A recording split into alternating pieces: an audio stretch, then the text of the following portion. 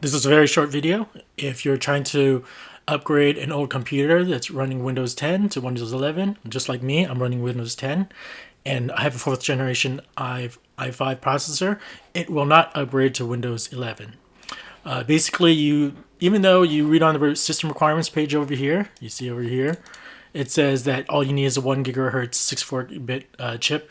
That's not necessarily true. They want a more modern CPU, so that means you'll probably need to run something that's 4 or 5 years old or newer. From right now it's 2021, so something in year 2017 or 2016, so 4 generations back. So if you go onto here, on the system requirements page, you can click on a link for the processor, and I'll include the link. There'll be 2 links, one for Windows 11 AMD, one for Intel. Let me put this away.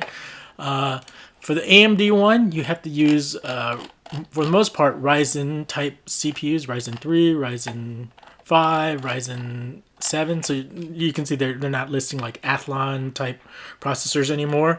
So I don't know anything about AMD. Sorry about that. I'm just saying I'll include the link.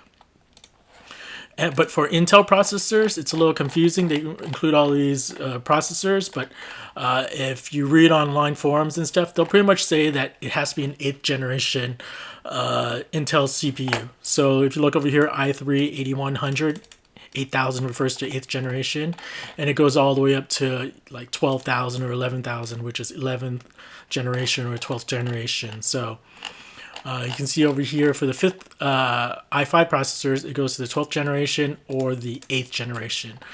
So you won't see anything in the 7000 categories, which is 7th generation, and I'm out of luck since I'm 4th generation Intel. So hopefully this makes a little sense to you, and hopefully it's short enough.